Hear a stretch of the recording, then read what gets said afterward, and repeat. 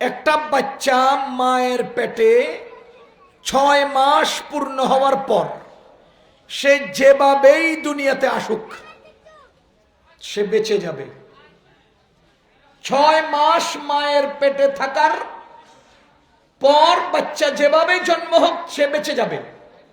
বলে এটা কোথায় শিখছেন? ওই যে সূরা বাকারার আয়াত, ওয়াল ওয়ালিদাতু ইউরদি'না আওলাদাহুন্না হাওলাইনি কামিলাইনি লিমান আরাদা আন ইউতিম্মার রাদাআ। আল্লাহ বলেন একজন মা তার সন্তানকে 2 বছর দুধ খাওয়াবে। বলেন একজন মা তার বাচ্চাকে কয় বছর বুকের দুধ খাওয়াবে? 2 বছর। এবার সূরা আহকাফে আল্লাহ বলেন ওয়াহামলুহু ওয়া ফিসালুহু 30 শাহরা। বাচ্চার মায়ের পেটে থাকবে এবং দুধ পান করবে 30 মাস। বলেন বাচ্চা মায়ের পেটে থাকবে এবং দুধ পান করবে কত মাস? 30 মাস। বলেন দুধ পান করবে কয় বছর?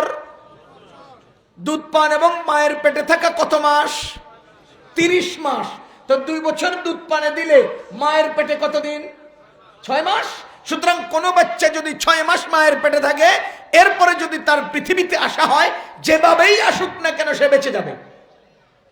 ওই যে ময়মনসিংহের এক মা আল্ট্রাসোনোগ্রাম করার জন্য হাসপাতালে যাচ্ছিলেন, ট্রাকে এসে বাড়ি দিছে, বাবা, জীবিত মেয়ে, মা, 3 জন ট্রাকের বাড়িতে জায়গায় মারা গেছেন।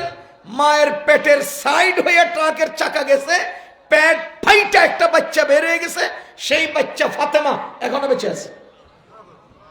আপনারা ইউটিউবে দেখেন, ট্রাক চাপায় ভূমিষ্ঠ হওয়া ফাতেমা, ইউটিউবে দেখবেন, দেখে বর্ণনা শুনবেন।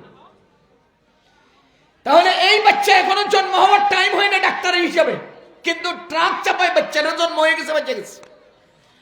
বুঝা গেল কোন বাচ্চা যদি 6 মাসের পরে দুনিয়াতে আসে তাহলে যে কোনো ভাবে সে বেঁচে যাবে।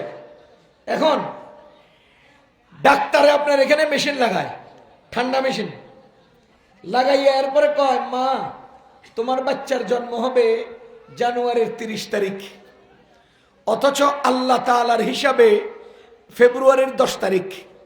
ডাক্তারে দিয়ে দিছে 10 দিন আগে, ডাক্তারে দিয়ে দিছে 10 দিন আগে, আল্লাহর ফয়সালা 10 দিন পরে। এবার যখন জানুয়ারির 30 তারিখ হয়েছে, মায়েও পেরেশান, বাপেও পেরেশান, দাদাও পেরেশান, নানাও পেরেশান, আত্মীয় স্বজন পেরেশান। কিরি ডাক্তার ডেট দিল, ব্যথা আহে না কেন, ব্যথা উঠে না কেন, পেরেশান। ডাক্তারের কাছে নিয়ে গেছে, ডাক্তার আরেকবার চেক আপ কইরা টাকাও নিল। এরপরে কয়, আরে বাচ্চা বড় হয়ে গেছে, উল্টে গেছে, পানি কমে যেতেছে, হ্যারি হইতেছে, হে হইতেছে, সিজার লাগবই, নাইলে উপায় নেই। ধাক্কাইয়া সিজারে ঢুকায় পেটটা কাইটা বাইর করছে। আল্লাহর ফয়সালা 10 দিন পরে হবে।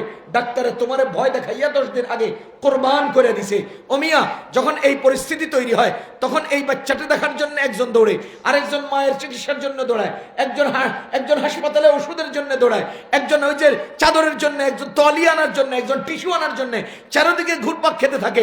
এই বাচ্চা ভূমিষ্ঠ হওয়ার পরে তার কানে আজান দিবে, এই পর্ব ভুলে যায়, যার ফলশ্রুতিতে সর্বপ্রথম হক বাচ্চার কানে আজান বঞ্চিত হয়।